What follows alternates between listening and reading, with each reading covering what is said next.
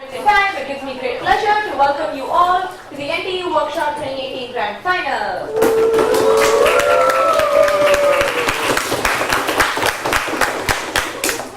And without further ado, because we will all be hungry soon, I invite the Prime Minister on the motion, this House regrets the glorification of soldiers as heroes.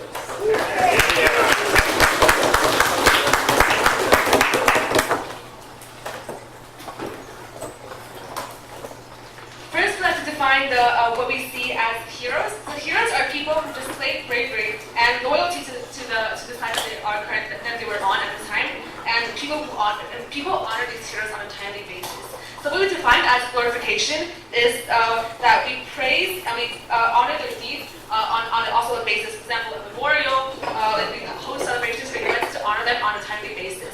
And this includes, praising them in education in textbooks, or also public display of affirmation.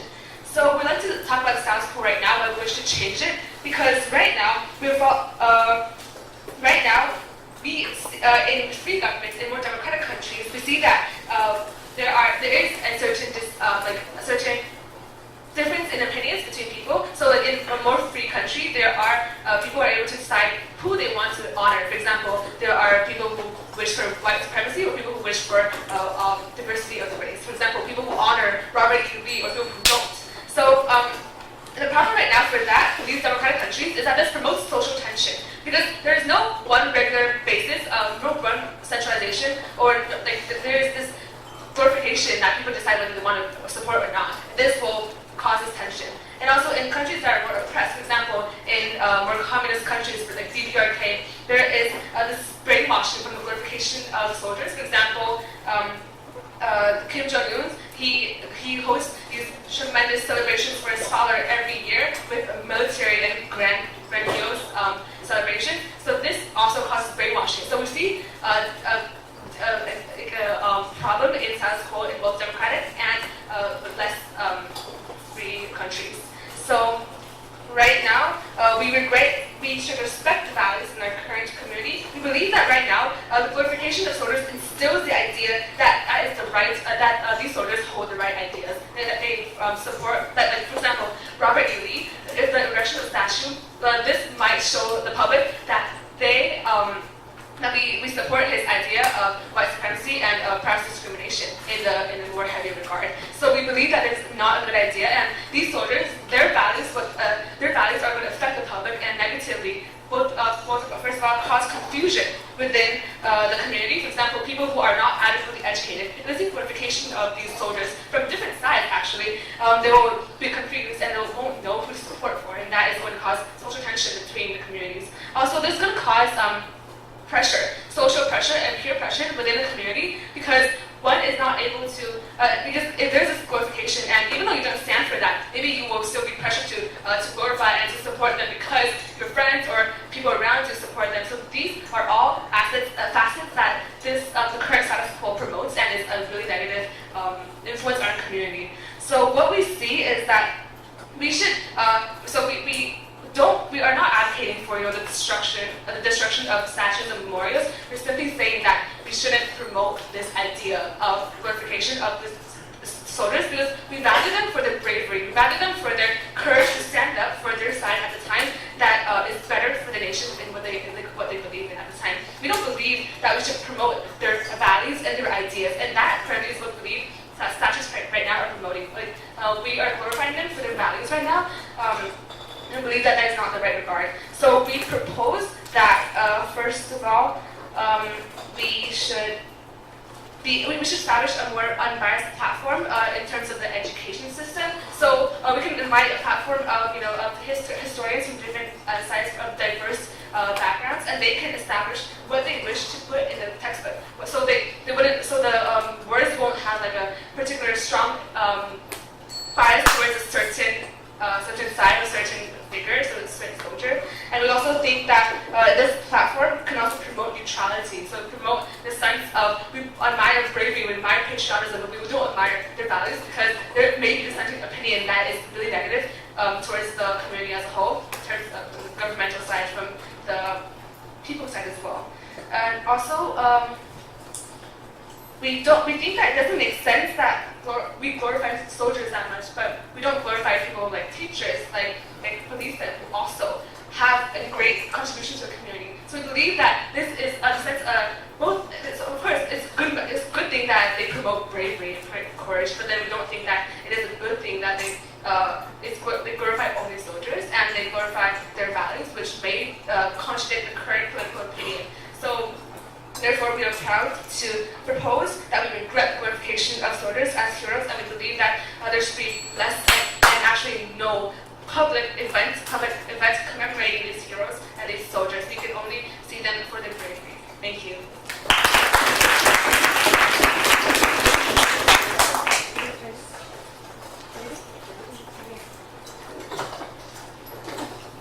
To begin the debate for the opposition bench, I call upon the Leader of Opposition.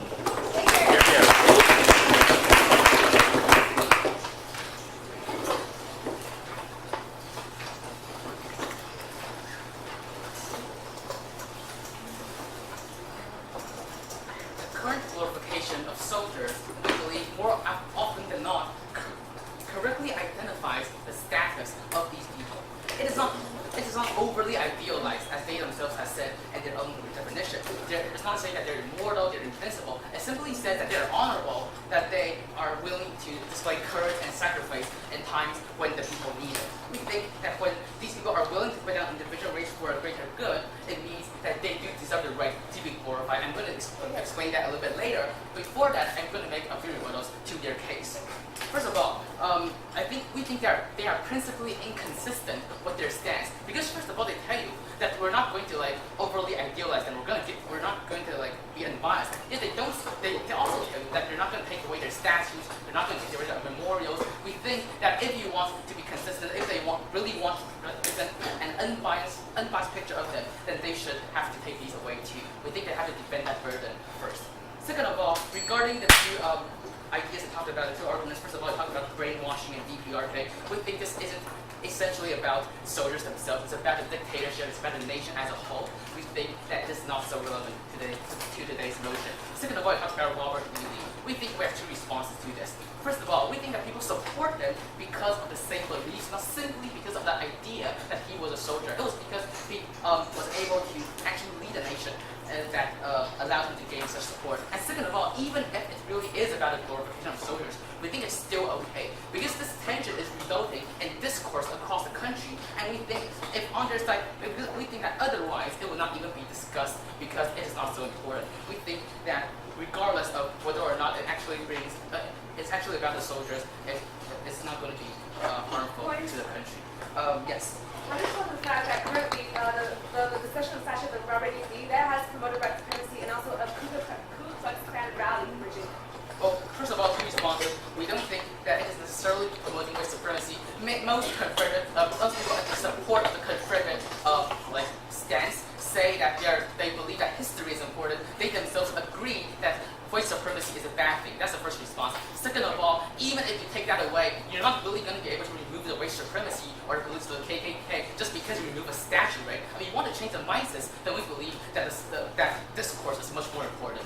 So that being said, let's take a look at the three arguments we have today. I'm going to be covering the first two. First of all, the effect on individual soldiers, and second of all, how it brings better awareness to wars. And my second speaker is going to talk about how it's going to impact effect during times when soldiers are needed. First of all, what effect it has on individual soldiers. Two layers of analysis. The first one is a principle. We believe that because the soldiers serve the country and often they risk their lives, which makes their occupation much more dangerous than almost all other occupations in the country, we believe that they deserve the status and glory when they return. Furthermore, we believe that if they are glorified, they're going to be prouder of their job. We think that this can make them more motivated. For example, in rescue missions, if they feel that they're appreciated, they're going to be able to help more people. They're going to be able to want to volunteer in these rescue missions. We think that if people regard it as simply like a job or a duty, then it's going to affect their mindset when they actually carry out certain things.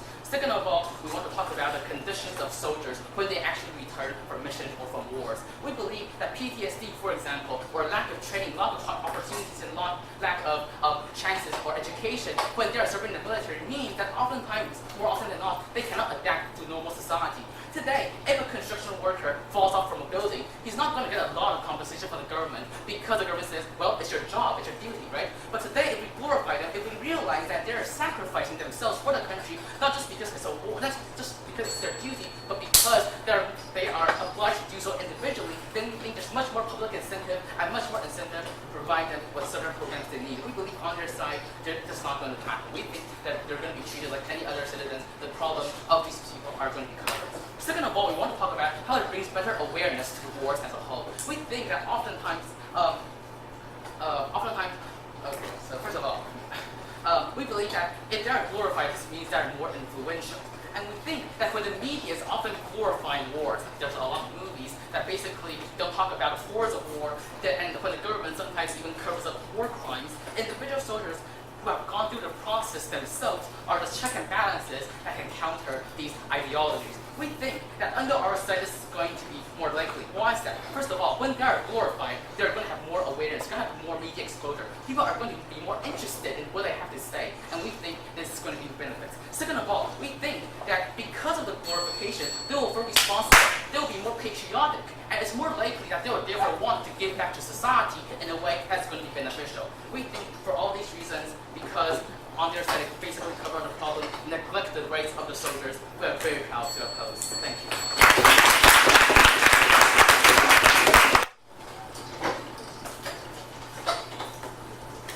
Ready?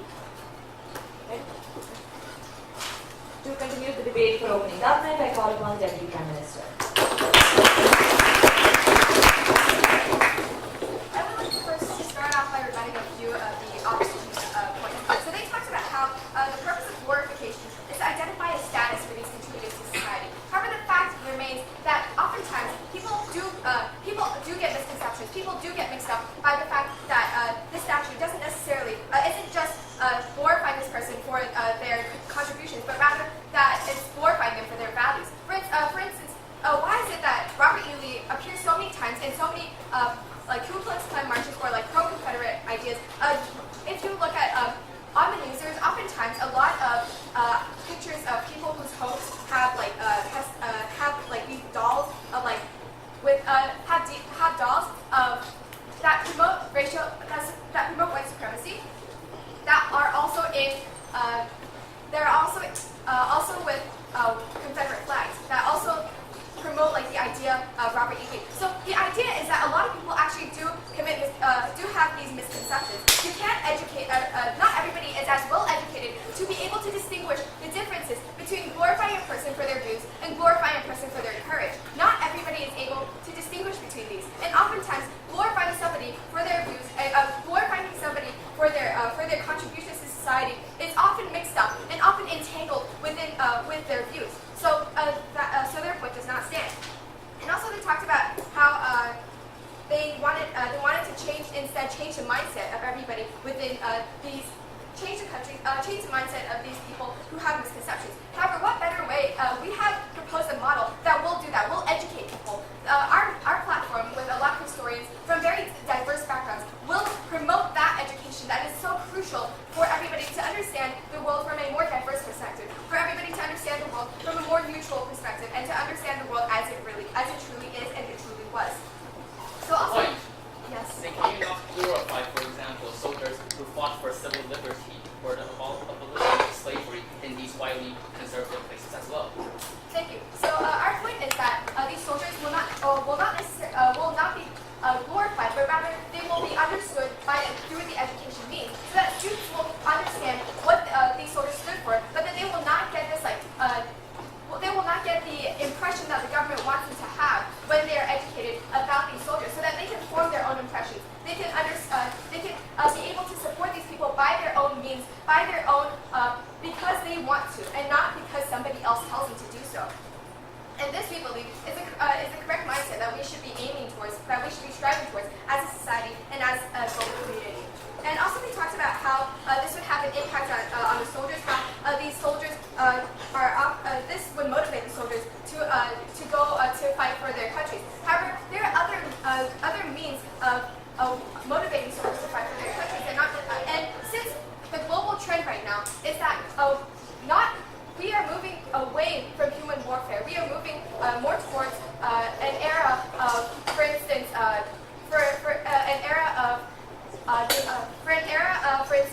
the United Nations, what they aspire to do is to create consensus via other means instead of having to fight by hand. So that the idea of human warfare, although it will not be eradicated, this will not be as prevalent of a problem as it was within the standards of say a century ago. What was this turning point? This turning point occurred during World War I. What happened during World War I was that warfare occurred at such a mass scale that people no longer glorified war as an idea of before. War was glorified as an idea to fight for your country as a very patriotic means, as a very glorious way of dying. Dying in battle was this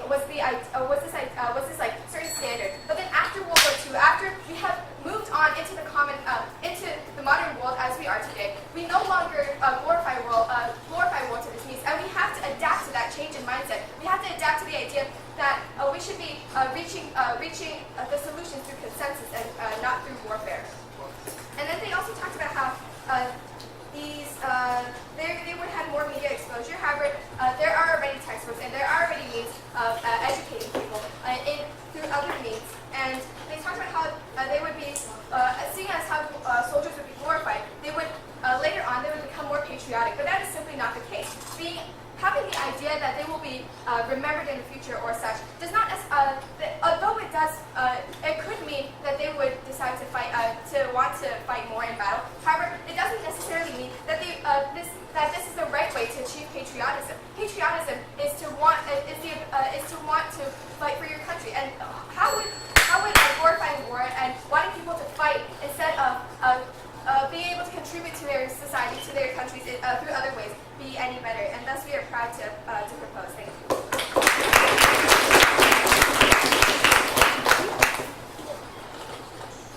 To conclude the case for the opening half, I call upon the deputy leader of opposition.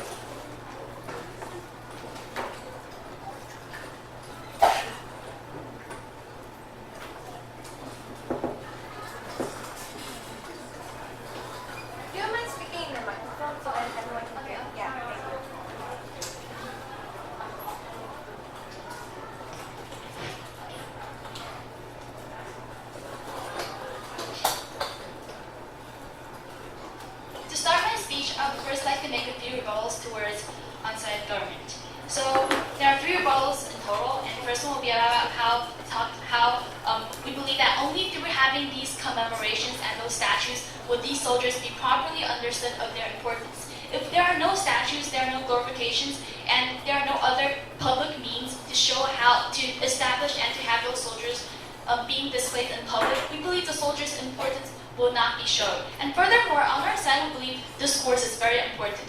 If they keep on talking about different beliefs and values, then we believe discourse is the way to solve. So if the statues are being shown in public, that means people will look at them. That means people will discuss. That means people will talk about those people and talk about and share their different beliefs. If a certain soldier were to be bad in some people's minds, and then that means that the person can discuss with other people in the public, and then as they discuss, they will understand different values. And also, if without these statues and without these commemorations, the atrocities and the war crimes of those soldiers will be ignored, right? And second, rebuttal. And they talked about how they will, instead of using statues, they will have those soldiers being used through education purposes and through textbooks and other impressions. However, we believe in many conservative countries, regardless of these statues' existence, white supremacy and other values will still exist. Because, even without these statues, those kind of dominant values will still be there, and they do not solve the problem at all. Third rebuttal is about how they equated, the second speaker talked about how they kind of equated glorification of a soldier to glorification of war when they talked about World War II. So my partner has said in his second argument how the glorification of soldiers does not equate to glorification of war, because only through glorifying the soldiers will the idea of war and the reality of war be displayed and to be understood in public. And even if there are no glorification of soldiers, we believe there are still going to be glorifications of wars in society and status quo today anyways. Because there are movies, there are media, there are social medias and TV that portray wars as important, as wars as glorified and good. No, thank you. So moving on to the third argument of the opposition side, which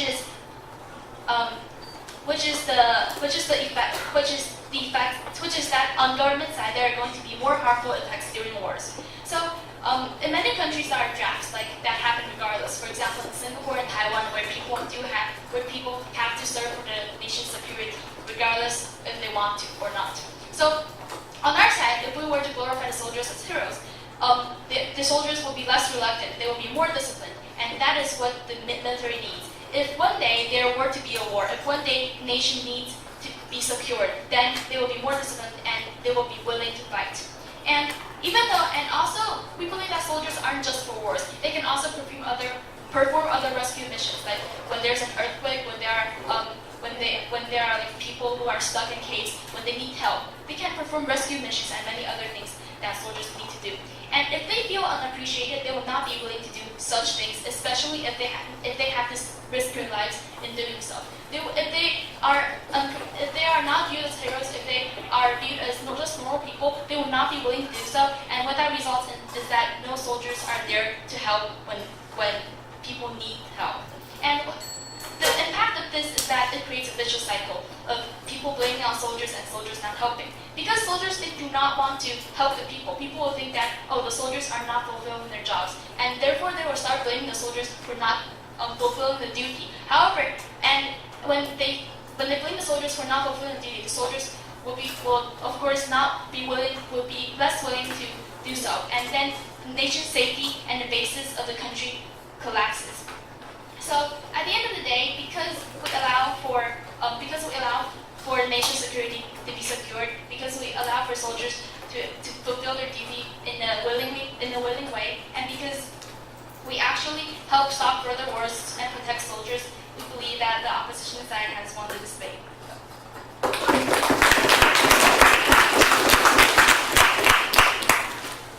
House, we begin the debate in the closing house. I call upon the member of government.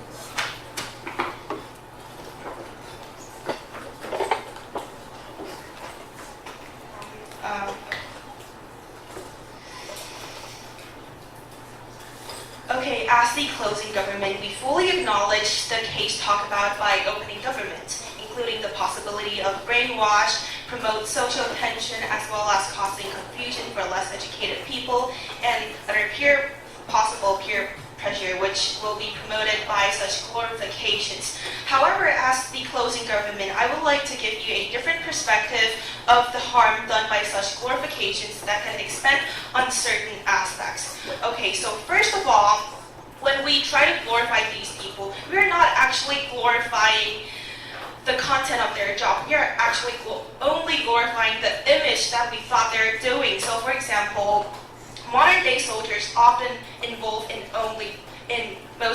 the majority of profit-oriented war, which means, for example, in Syria, the reason why U.S. involved is not because they're trying to promote liberty. It's not because they want to make the society a better place. It is because they feel like they have some profit to gain in this war. And we believe that promoting such value, we not only destruct democracy as a whole, we also promote the wrong value that we should instead condemn.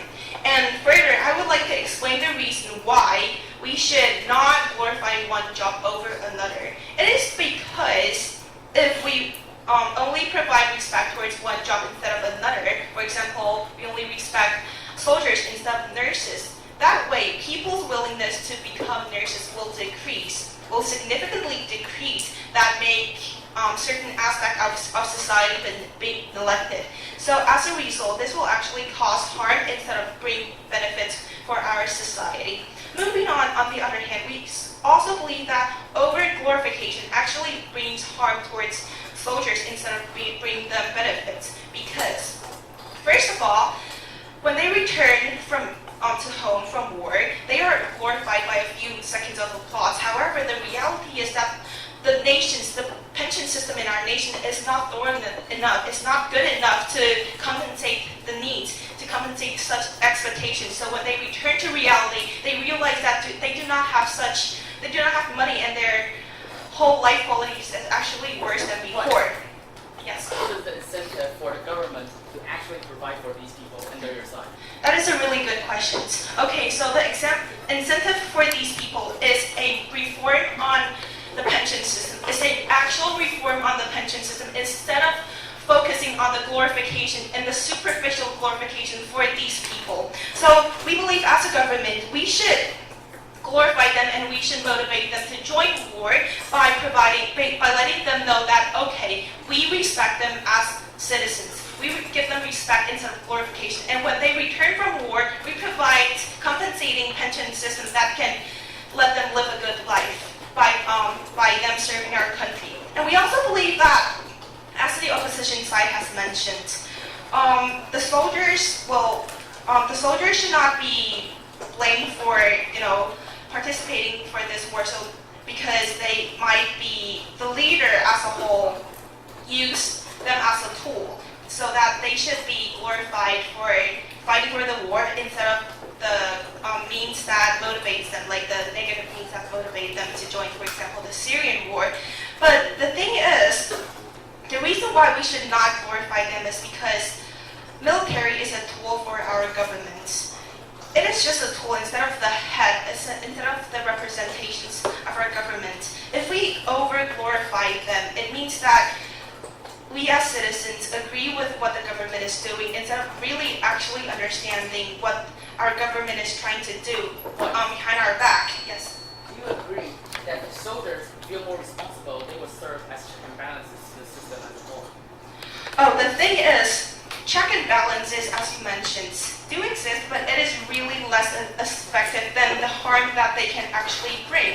Because if we only focus on the military aspect of our country, we actually promote foreign war, because we believe as the citizens, the reason why we glorify them is because we believe we have a common enemy to defeat. When we believe so, our government can easily manipulate them and abuse such fallacy to make us believe that these foreign wars are worth fighting for. So actually the check and balances do not exist under such manipulations and abuse of power by our governments to use military as a tool. So as a whole, we believe that glorifications of military should not exist in the first place. Thank you.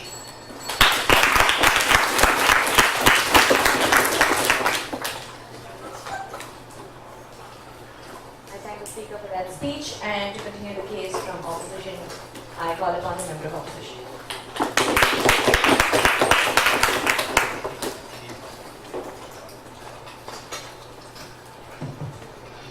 Okay, so I represent the closing opposition, and 2 points I will go to rebuttal to the MG. First is that they mentioned that the glorified soldier as a hero will glorify one job to then another job, but I think this status quo is misunderstood. Since we also think businessmen like in Taiwan, they are terrible wartime, will also be glorified, they are successful. So we never said that one job is better than the other, so we think that is misunderstood by them.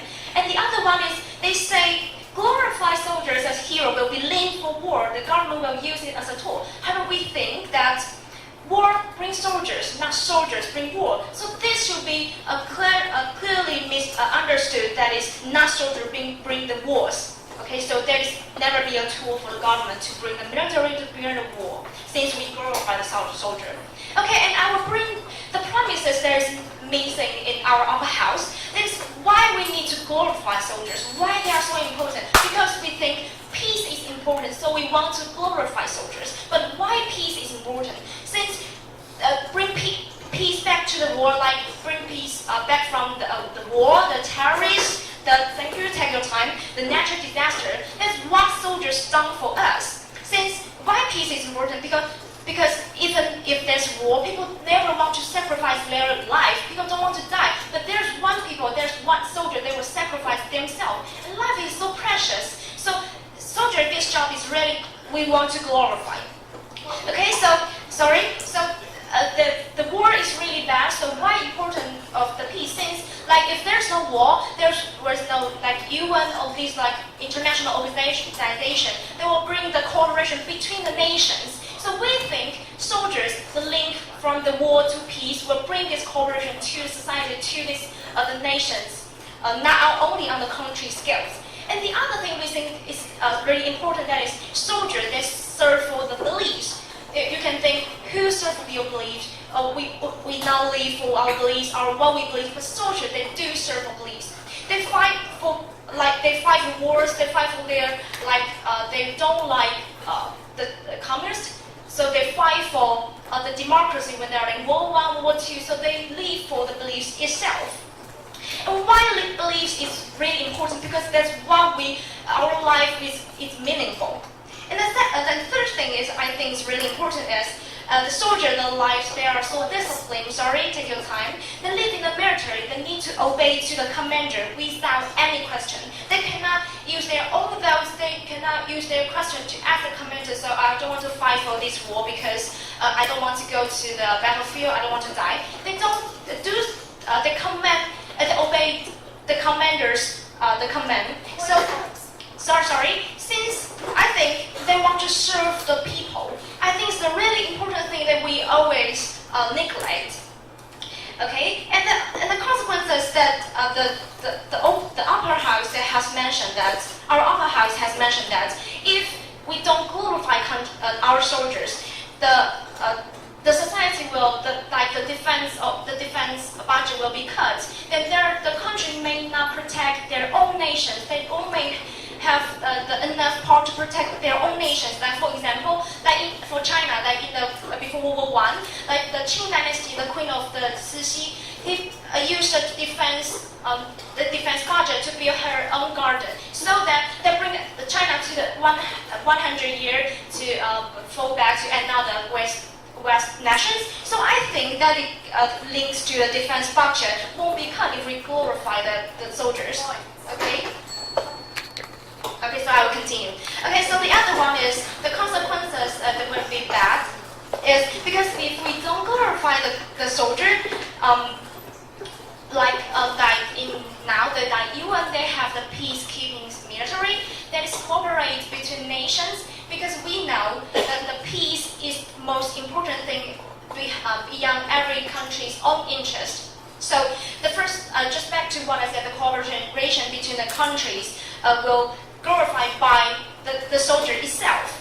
And also the other thing is police, even there are police in the society, they can never replace soldier itself. Because if there are big riots, there are so many gangsters have guns, the only police cannot maintain the peace of the society. So we think glorify the soldiers, they will make the status cannot be replaced by any other police or other jobs in the society. So that's what we think is the most important thing. And this concludes my submission. Thank you.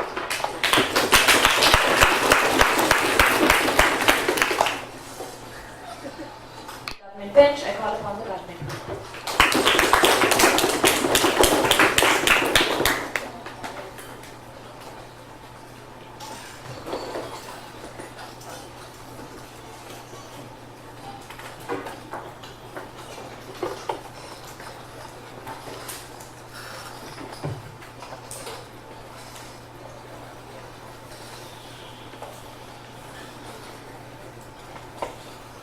To begin my speech, I would like to start off with an example. So I first like to bring out the example by bringing up America. So America in the past, when they had many wars, the soldiers fighting the war often focused on winning the war for a real reason. But nowadays, after World War II, America has fought wars such as that focus less on the moral and political justification of it. So the opposition has stated that by glorifying soldiers, it doesn't mean that we're glorifying war. But I would like to point out that by glorifying soldiers, we are glorifying the military because the soldiers are part of the military system. And so by glorifying the military system, we are indirectly glorifying war because we need the military to fight against the opposition side. And by glorifying war, we are glorifying violence and promoting the wrong values to the people in the country. Because by glorifying war and by glorifying violence, we are saying that we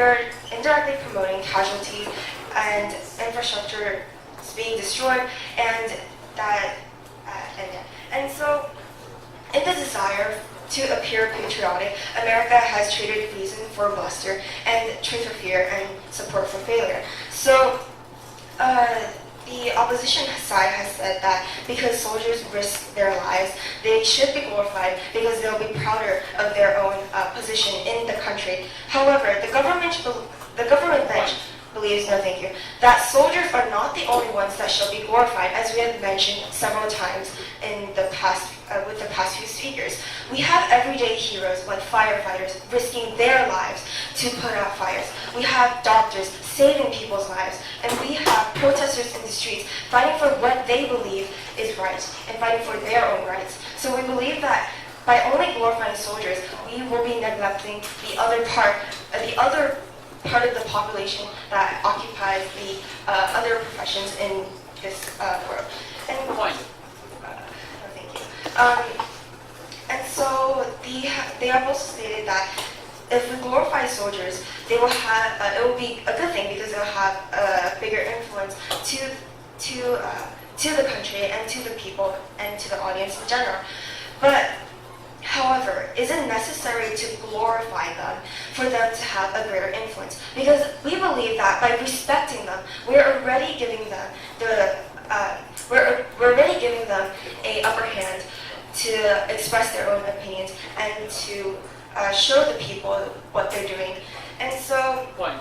thank you. And so the opposition has been talking about why they should glorify the soldiers, but we believe that they haven't brought out the effects that will happen to the country if we continue to glorify soldiers. So I would like to continue on the fact by saying that if we glorify soldiers, we will be by glorifying soldiers, we might be bringing a negative effect on the younger generation, such as the children. Because if we glorify soldiers, we'll be promoting violence and tarnish their innocent minds, as we have mentioned before. And so when we have movies made where soldiers are portrayed as a hero and where soldiers are portrayed as the good guys in the movie, we might be promoting the wrong ideas to the younger audience. Because as we have mentioned, yes. Can you justify that the United States would not have fought those wars to attain their political goals if war was not glorified? So yes, I agree with you on that point. But the thing is that right now, after the wars that America has fought previously, right now the soldiers in America are not focusing on the purpose that they when they started out as fighting the war. And so the opening government has already explained that soldiers are not always good people because their values and opinions may be manipulated. And so however, we will acknowledge the fact that it is not always the soldiers' fault when they're being manipulated by the government. But when we believe that the government has the power to use these soldiers to show the audience that they are doing this and that they are always the right people. And so, because of the following points, we believe that this debate should be won by the proposition team. Thank you.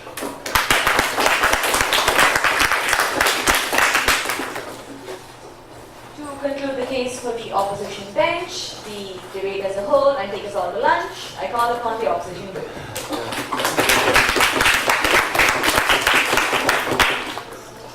First, I would like to rebuttal the opposition side. So they mentioned that if we glorify soldiers, then we are glorifying military, and that that means we are promoting violence, but that is not true because military and violence does not have a direct link between the two of them, and many soldiers and the military itself has devoted themselves to rescuing natural disasters and other stuff that is non-violence. So it is not true that glorifying soldiers is promoting violence. So that is my first point. And my second point is that the opposition side argues that if we glorify soldiers, we are neglecting other professions, but that is also not true because we also glorify the successors in other occupations, and we are not neglecting the other professions. The reason that we actually glorify soldiers in a bigger scale is because there are actually many soldiers that die because of war, and there are more people and more soldiers die in their occupation than the people that die in the occupation like firefighters. Thank you. So we're not neglecting those other professionals, but we also glorify them. But we are also not glorifying soldiers to an extreme. If we do glorify them to an extreme, then our society will be like brainwashed like DPRK or other communist country, but that is not the majority status quo. So in the majority status quo, in most of the countries, we only glorify soldiers because they have a significant devotion to our society, and that is because there is a significant incident that we glorify them. So I think that they surely deserve our glorification. Yes. Can you prevent government from abusing glorification towards the soldier who mainly function in war combats to advocate for profit-oriented wars? How can you prevent government from abusing glorification towards the soldier to advocate for profit-oriented wars? Thank you for your question.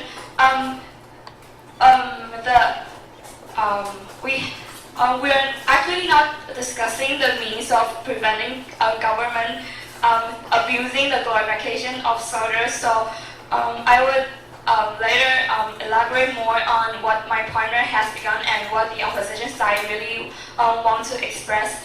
I would continue by explaining the consequence of why we want the glorification of soldiers as heroes. So first, they have mentioned that the opposition side has mentioned that if there is no glorification for occupations like nurses, there will be less nurses. But if we stop glorifying the soldiers, then there will be less soldiers and less people willing to fight for their people or willing to defend, maintain world peace. And peace is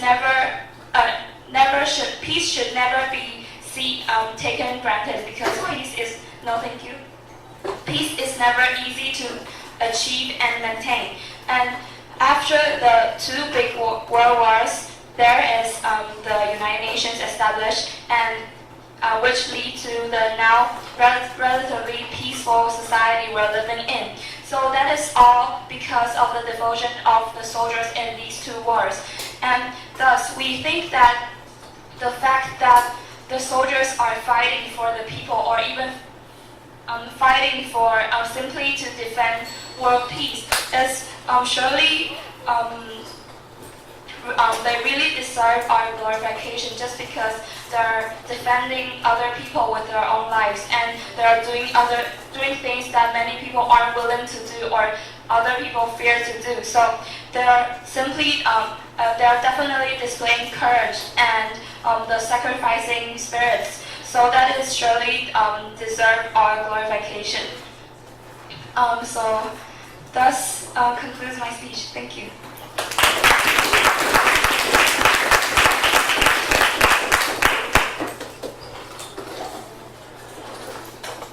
That brings us to the end of the debate. Thank you all for such an engaging debate. Please cross over and shake hands while the panel